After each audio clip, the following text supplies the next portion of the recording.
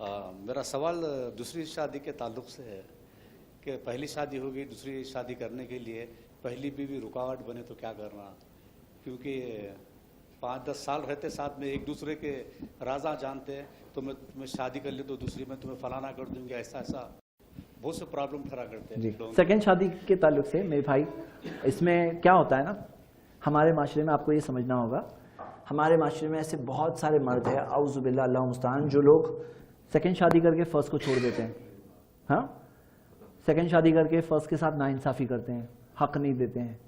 तो वो क्या होता है ना, वो फर्स्ट बीवी को कैसा लगता है ना, ये मेरे शौहर सेकंड शादी करेंगे तो ये भी शायद ऐसे ही कर लेंगे, तो जैसे दूसरे शौहर करते हैं। तो इसमें क्या होता है, कई भाई जो सेकंड शादी करना चाहते हैं ना, वो अपनी बीवी को अननेसेसरी टॉर्चर करते हैं। कैसे? बोले मुझे सेकंड शादी करनी है, हाँ, और बोले तुम ही देखो कोई लड़की, हाँ, या बोल रहे हैं करनी है करनी है करनी है करनी करनी करनी है, साल साल निकल रहे हैं करनी है करनी है। ऐसे ही होता है, शादी सेकंड शादी करने की ख्वाहिश करते ही सेकंड शादी होनी जाती है।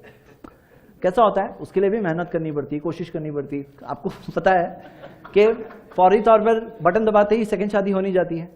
तो भाई आपको करनी है, आप कर लो, आप उसको क्यों परेशान कर रहे हो? क्या होता है ना, 100 मौत मरनी पड़ती है उसे, उसकी जगह एक मौत अगर होगी उसको पता चलेगा कैसा होता है ना। मैं आपको सिंपल बताता हूँ, सिंपल तरीका है मेरे भाई। आपको जब भी सेकंड शादी करनी कर लेना, इजाजत लेने की भी जरूरत नहीं। हाँ, इंसाफ करना, इंफॉर्मेशन देना, छुपा के मत रखना, नहीं तो इंसाफ करना मुश्किल हो जाएगा। क्या करो, आप रोज रोज उनको टेंशन मत दो। हाँ, जब करनी हो तो कर लेना, और तब उसको बताना मैंने किया लेकिन तुम मेरे लिए, हाँ भाई, आपको पता है अल्लाह के रसूल मोहम्मद सल्लल्लाहु अलैहि वसल्लम ने फरमाया लैसल काज़िब, वो शख्स झूठा नहीं है। कौन? जो शौहर अपनी बीवी को खुश करने के लिए कुछ बोल दे।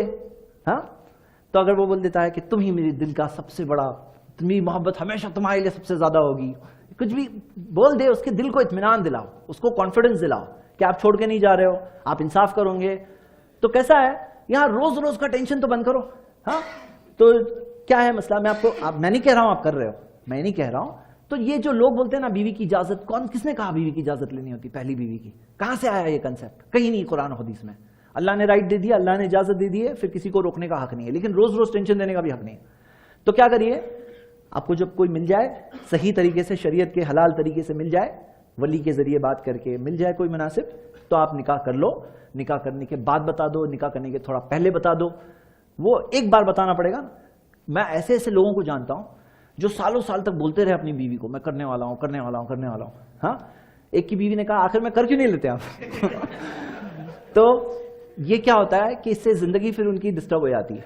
हाँ, क्योंकि उससे भी टेंशन होगा, क्योंकि हालात ऐसे चल रहे हैं यहाँ पे, ऐसे ऐसे लोग हैं जिन्होंने ऐसी ऐसी खराब मिसालें कायम की। हालांकि अच्छी मिसालों की बहुत ज़रूरत है, सख्त ज़रूरत है। तो जो भाई इंसाफ करें, कुरान की आयत है कि फनकिहू मा तौबा लकुम मिनन निसा, निकाह करो औरतों से, मसना 2-2, वो सुलासा 3-3, व रुबा 4-4, फ़इन खिफ्तुम अल्ला तादिलू फ़वाहिदा, अगर डर है इंसाफ नहीं कर पाओगे तो सिर्फ एक। तो जो भाइयों को लगता है वो इंसाफ इंशाअल्लाह कर सकते हैं, जो डरते नहीं हैं उस चीज़ से, जो इंशाअल्लाह इंसाफ कर सकते हैं, वो करें और अच्छी मिसाल कायम करें इंशाअल्लाह।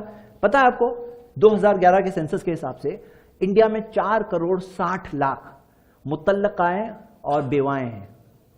4 करोड़ 60 लाख। यहाँ पे कवारी लड़कियों की शादियां नहीं होती है, जो लाखों में है कवारी लड़कियां।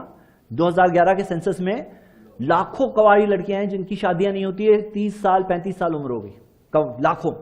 और 4 करोड़ 60 लाख मुतल्लकाएं बेवाएं हैं। अब किन की, कौन करेगा इनसे शादी?